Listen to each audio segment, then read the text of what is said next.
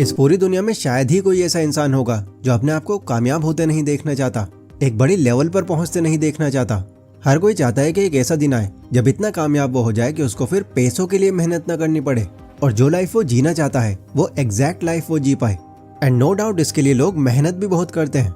But problem तब आती है जब एक टाइम पर आकर कई लोग अपनी इस सोच पर डाउट करने लग जाते हैं। वो सोचने लग जाते हैं कि यार मैं ये नहीं कर सकता, मेरा लेवल ही नहीं है कि मैं इतने बड़े सपने देख सकूं। और इसी के चलते वो जैसा सब कुछ चल रहा है उसी में कंफर्टेबल हो जाते हैं। अब हो सकता है कि ऐसी सोच आपकी भी डेवलप हो चुकी हो, आपको भी यही लगता हो कि यार बस जैसा सब कुछ चल रहा है वैसा ही ठीक है, मैं पोटेंशियल ही नहीं रखता हूँ कि मैं ज़्यादा पैसे कमा सकूँ। तो आज की ये जो वीडियो है ना वो स्पेशली आप ही लोगों के लिए है। मैं कमिटमेंट देता हूँ कि इस वीडियो के आखिर तक मैं आपको ज़्यादा पैसे कमाने के लिए खुद पर बिलीव करना सिखा दूंगा। खुद पर भरोसा हो जाएगा आपको कि जितने बड़े खुद के लिए आप सपने देख रहे हो, जितनी बड़ी सोच रख रहे हो, आने वाले टाइम में आप उस जगह पर पहुंच कर दिखाओगे। आपको बस इतना करना है कि इस वीडियो को बिना किसी डिस्ट्रैक्शन के पूरे फोकस के साथ में देखना है।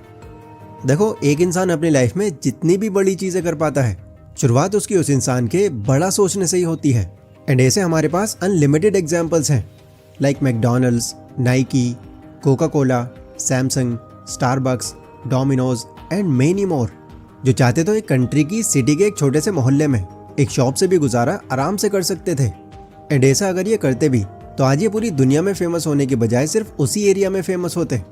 बट इन्होंने इससे बड़ा सोचा एंड ना सिर्फ इसको इन्होंने अपनी सिटी या कंट्री में फेमस किया बल्कि दुनिया भर तक रीच पहुंचाकर इसकी अलग पहचान बनाई। आप अपने आप को किस हद तक कामयाबी दिला सकते हो ये पूरी तरह से आपकी सोच पर डिपेंड करता है। जितना बड़ा आप सोचोगे आपकी सोच और आपका माइंडसेट उतना ही खुलता रहेगा। लेकिन आखिर हमारी सोच बड़ी क्यों नहीं है? हम ऐसा क्या कर रहे हैं कि हमको डर लगता है कुछ बड़ा सोचने में भी? तो देखो, आपके इस थिंकिंग के पीछे कई अलग अलग रीजंस हैं, जिसमें सबसे पहला है आपका बिलीफ सिस्टम।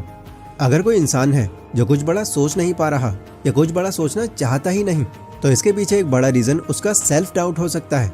मतलब वो खुद पर इतना यकीन ही नहीं रख पा रहा कि वो कुछ कर भी सकता है। उसके माइंड में कई नेगेटिव थॉट्स और बहुत सारे एक्सक्यूजेस पड़े हैं जो इवेंचुअली उसको कुछ बड़ा करने से हर बार रोक रहे हैं। अब कई लोगों में ऐसी सोच इसलिए भी पैदा हो जाती है क्योंकि उनको उनके किसी पिछले काम में फेलियर मिला होता है। मतलब पास्ट में उन्होंने कुछ बड़ा सोचकर कोई काम शुरू किया और वो फेल हो गया। तो इसी से कुछ लोग ये सोच लेते हैं कि बड़ा सोचना मेरे बस का नहीं है और ना ही मैं अब इसके काबिल हूँ। ये चीज़ शो करती है कि ऐसे लोगों का ग्रोथ माइंडसेट नहीं, स्कैरसिटी माइंडसेट होता है। एक ऐसा माइंडसेट जिसको डर लगता है रिस्क लेने में। वो कोई सैक्रिफाइस नहीं करना चाहता, कुछ खोना नहीं चाहता, बस एक कंफर्ट में रहना चाहता है। अब ऐसी सोच के लिए या तो आपकी फैमिली ने आपकी कंडीशनिंग की होती है या जिनके साथ आप उठते बैठते हो उन लोगों ने। एंड इसमें गलती उनकी भी नहीं है, हो सकता है उनकी भी कंडीशनिंग ऐसे ही हुई हो। उनके साथ भी पैसों को लेकर हर वक्त टेंशन चलती हो, कोई रिस्क लेना उनके भी बस का नहीं हो। मतलब ये बिलीफ सिस्टम एक चेन की तरह काम कर रहा है, जिसको अगर कोई तोड़ता नहीं है तो ना सिर्फ ये उसकी लाइफ को अफेक्ट करता है बल्कि उसकी आने वाली पीढ़ी पर भी पूरा असर पड़ता है इसका। बट वहीं हम कुछ लोग ऐसे भी देखते हैं जो काफ़ी सारे फेलियर्स, सैक्रिफाइसेस और रिजेक्शंस झेलने के बाद भी अपने किसी भी विजन पर गिव अप नहीं करते, क्योंकि उनको ये चीज़ क्लियर होती है कि ब्लेम करके पीछे हट जाने से वो कभी अपने ड्रीम को पूरा नहीं कर पाएंगे। एक डिज़ायर रहता है उनके मन में कि जब भी मेरा ड्रीम पूरा होगा तो मैं अपनी पसंद की लाइफ जी पाऊंगा, फैमिली की इस मिडिल क्लास चेन को तोड़ पाऊंगा और अपनी आने वाली पीढ़ी के लिए एक मिसाल बन पाऊंगा। एंड इवेंचुअली यही वो लोग होते हैं जो इस ग्रोथ माइंडसेट की हेल्प से अपने ड्रीम तक पहुंच ही जाते हैं। बट आखिर ये ग्रोथ माइंडसेट डेवलप कैसे होगा? ऐसा कैसे हो सकता है कि स्कैरसिटी वाले लोगों के बीच में घिरे होने के बावजूद हम अपनी खुद की सोच को बदल लें? सो ये करने के लिए मैं आपको 2 मेथड्स बताता हूँ जो मैं खुद भी यूज़ करता हूँ। So number 1, think success, don't think failure. अगर आप कोई डिसीजन लेते हो तो ऐसा तो होगा नहीं कि वो हर बार ही सही निकले। चांसेस हैं कि वो डिसीजन आपका गलत भी हो सकता है। बट सिर्फ फेलियर के बारे में सोचकर अपना फैसला बदल लेना या उस पर गिव अप ही कर देना, ये माइंडसेट आपको लाइफ में कभी कामयाब नहीं होने देगा। रतन टाटा सर से मैंने एक बहुत ही कमाल की बात सीखी है जिसने स्पेशली मेरी ग्रोथ में काफ़ी हेल्प करी। असल में उनका एक फेमस कोट है जिसमें वो ये कहते हैं कि I don't believe in taking right decisions, I take decisions and then make them right. वो सही फैसला लेने पर बिलीव ही नहीं करते थे, वो पहले फैसला लेते थे एंड देन फिर खुद उसको सही करते थे। और देखो यार, सिंपल सी बात है, फेलियर भी सक्सेस का ही पार्ट होता है। अगर किसी काम में आपको फेलियर मिल रहा है तो इससे आपको ये साइन मिल रहा है कि इस काम में ये कमी है जिसे फिक्स करना आपके हाथ में है। दुनिया में कोई भी ऐसा इंसान या ऐसी कंपनी नहीं है जिसने अपनी लाइफ के अंदर फेलियर को फेस ना किया हो, बट जिन्होंने अपने फेलियर से सीख ली वही आज मार्केट के अंदर टॉप लेवल पर खड़े हैं। इसलिए अपने फेलियर को खुद पर हावी करने की बजाय, ये सोचने की बजाय कि अब मैं नहीं कर सकता, आपको ऐसा माइंडसेट रखना है कि अब मैं ये कैसे कर सकता हूँ। अगर वाकई में वो चीज़ पॉसिबल है तो आपके माइंड में और आइडियाज आने अपने आप ही शुरू होने लग जाएंगे। Remind yourself that you are better than you think. अभी मैं आपके बारे में वो बताने जा रहा हूँ जो आपको खुद भी नहीं पता। आप अपने आप को जितना भी काबिल समझते हो, असल में आप उससे कहीं ज़्यादा काबिल हो सकता है आज भी आप खुद को एक शक की नज़र से देखते हो और ये सोचते हो कि यार कामयाब लोग बहुत अलग हैं मुझसे, उनके जैसी IQ, पैसा, पॉपुलैरिटी ये सब मैं नहीं पा सकता। बट वहीं अगर आप इस चीज़ की दूसरी साइड को देखोगे तो आपको असली हकीकत का पता चलेगा। कामयाब लोग ना तो कोई सुपर जीनियस होते हैं और ना ही उनमें कोई सुपर नेचुरल पावर होती है। वो भी हमारी तरह ही एक नॉर्मल इंसान है। बस जहाँ आज हम अपनी खुद की एक्सपर्टीज से पैसा कमा रहे हैं, वहीं उन्होंने ऐसे एक्सपर्ट लोगों की एक चेन बनाई हुई है जिससे उस काम का भी उनको पैसा मिल रहा है जो वो खुद भी नहीं कर रहे। तो क्लियर हुआ, आप में और उनके बीच में डिफरेंस का सिर्फ एक ही बड़ा रीज़न है, उन लोगों की सोच बहुत बड़ी है। कामयाब लोग ये मानते हैं कि वो जो भी सोचते हैं उसको वो एक टाइम पर पूरा कर सकते हैं। उन्हें अपने ऊपर पूरा यकीन होता है और उनका यही भरोसा उनकी लाइफ में उनको गाइड करता है और कामयाबी दिलाता है। Think about the next step. अगर हम अपने लिए कुछ बड़ा सोच रहे हैं या कुछ बड़ा गोल सेट कर रहे हैं तो नो डाउट ये बहुत अच्छी बात है। बट अगर आप ये सोचकर चल रहे हो कि इसको मैं अचीव भी बहुत जल्दी कर लूँगा तो चांसेस काफ़ी हाई हैं कि आप कोई बड़ी मिस्टेक कर सकते हो, क्योंकि बड़ी चीज़ को एक बार में हासिल नहीं किया जा सकता।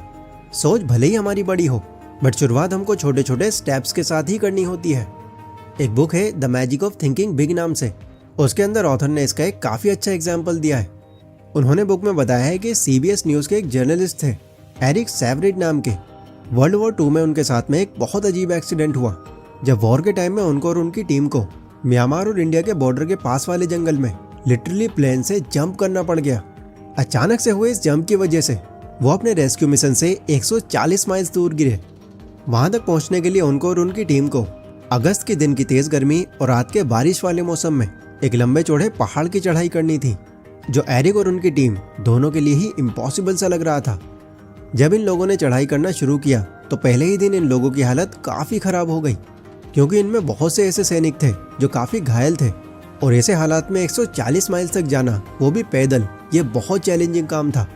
पर उन्होंने फिर सोचा कि चलो हम सिर्फ थोड़ी दूर तक चलते हैं, किसी झरने के पास या पास के किसी गांव में ठहरते हैं, आगे की बाद में देखेंगे। जब एरिक और उनके साथियों ने ये सोचकर चलना शुरू किया तो वो थोड़ा थोड़ा करके काफ़ी दूर तक आराम से चलते चले गए और ऐसे ही वो धीरे धीरे अपने रेस्क्यू मिशन का रास्ता भी क्लियर कर गए। यहाँ से ऑथर हमको ये बताने का ट्राई कर रहे हैं कि अगर आपने एक बड़ा गोल सेट किया है तो उसको एक प्रोसेस के साथ में फॉलो करो। जब आप अपने बड़े गोल को छोटे छोटे स्टेप्स में तोड़ दोगे देन इसके बाद आपको फिर वो काम ज़्यादा मुश्किल नहीं लगेगा और फिर धीरे धीरे एक्शंस लेकर आप उस बड़े गोल को भी अचीव कर पाओगे। Your biggest obstacles. अब देखो, एक पॉइंट पर आकर लोग अपनी नेगेटिव थिंकिंग या सेल्फ डाउट को ओवरकम कर भी लें, तब भी जो चीज़ उन्हें अपने बड़े गोल्स पर काम करने से रोकती है वो है एक्सक्यूजेज, यानी बहाने। लोगों के पास काम ना करने या एक्शंस ना लेने के एक नहीं कई बहाने होते हैं, पर ये 3 बहाने जो सबसे ज़्यादा डेंजरस हैं, जो हमेशा आपको कुछ बड़ा करने से रोकेंगे, वो हैं number 1, my health is not good.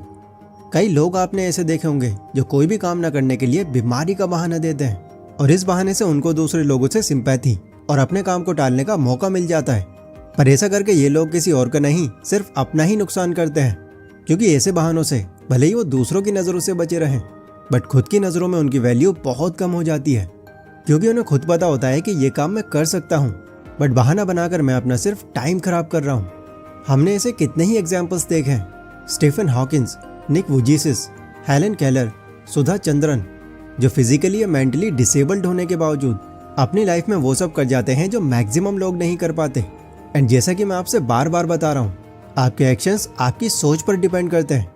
अगर अपनी बॉडी को आप उस काबिल ही नहीं समझोगे तो इवेंचुअली आपकी बॉडी भी फिर वैसा ही रिएक्शन देने लग जाएगी, जिससे अगेन आपका ही नुकसान होगा।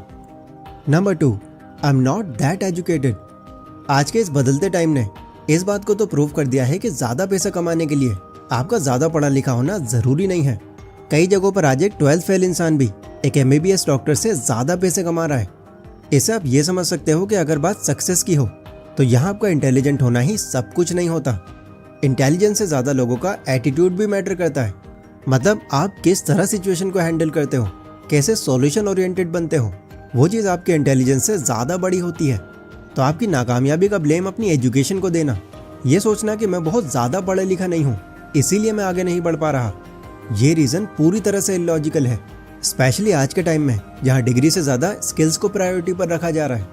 इसलिए बड़ी डिग्री आपके पास है या नहीं मैटर नहीं करता। अगर आप कोई ऐसी स्किल को भी मास्टर कर लेते हो जिसकी हाई डिमांड है मार्केट के अंदर, तो इसी के थ्रू अपने अर्निंग पोटेंशियल को आप कई गुना तक बढ़ा सकते हो। Number 3, it's no use, I am too old और टू यंग। एक ऐसा बहाना जो नॉर्मली हर इंसान कुछ बड़ा करने से बचने के लिए देता ही है। एक यंग कॉलेज बॉय जिसके दिमाग में कोई एक्स्ट्रा ऑर्डिनरी आइडिया आया जो शायद उसको मिलियनर या बिलियनर बना सकता था, उस आइडिया पर काम करने की जगह वो खुद से ये कहता है कि मैं अभी इस आइडिया पर काम क्यों करूं, अभी मेरी उम्र ही क्या है। ठीक वैसे ही एक 40 साल का आदमी जिसके माइंड में कोई यूनिक बिजनेस आइडिया आया जो आगे चलकर शायद उसकी लाइफ बदल सकता था, वो भी उस पर काम करने की बजाय ये सोचे कि अब नहीं, अब मेरी इतनी उम्र कहाँ। तो इन दोनों ही एग्जाम्पल्स में एक क्लियर साइन दिख रहा है कामयाबी में कोई दिलचस्पी न दिखाने का। अब सोच कर देखो, अगर मार्क ज़करबर्ग या KFC के फाउंडर कॉलोनेल सैंडर्स, इन दोनों ने भी अपने टाइम पर ऐसा ही बहाना दिया होता।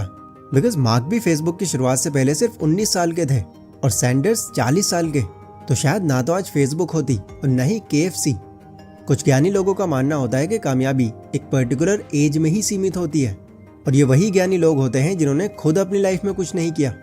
देखो, कामयाबी आपको एक ना एक बार मौका ज़रूर देती है, एंड इसमें यह मैटर नहीं करता कि आपकी एज कितनी है, आप बचपन में हो, जवानी में हो या बुढ़ापे में हो। अगर उस मौके को उसी टाइम पर आप ग्रैब कर लेते हो तो काफ़ी हाई चांसेस हैं कि आप उसमें ज़रूर कामयाब होगे। इसलिए ये पॉइंट अपने माइंड में अच्छे से बिठा लेना। सो यहाँ तक मैं मानता हूँ कि आपको आपके सारे सवालों के जवाब मिल गए होंगे। अब 5 सवाल मैं आपसे करता हूँ जो कि आपकी थिंकिंग को और भी ज़्यादा क्लियर कर देंगे, एंड इनका जवाब या तो आप कमेंट सेक्शन में दे सकते हो या फुल एक्सप्लेनेशन के साथ किसी डायरी में लिख सकते हो। सो पहला सवाल, जब आप ज़्यादा पैसे कमाने के बारे में सोचते हो तो माइंड में आपके कैसे थॉट्स आते हैं? क्या आपको डर लगता है, कन्फ्यूजन होती है या एक्साइटेड हो जाते हो आप? दूसरा सवाल, अमीरों को देखकर आप क्या सोचते हो? क्या उनके अंदर आपको अपना फ्यूचर दिखता है? क्या आपको जेलेसी होती है उनसे, या वो डेविल नज़र आते हैं आपको? तीसरा सवाल, आपको पैसा खोने का डर ज़्यादा है या पैसा कमाने की खुशी ज़्यादा है? चौथा, आपके आसपास के लोग पैसों को लेकर कैसी सोच रखते हैं? क्या वो आपको पैसा कमाने के लिए इनकरेज करते हैं, पैसे के बारे में अच्छी बातें करते हैं, या पैसे को वो हर मुसीबत की जड़ समझते हैं? पांचवा और आखिरी सवाल, अचानक से कोई इमरजेंसी आने पर आप कैसे रिएक्ट करते हो?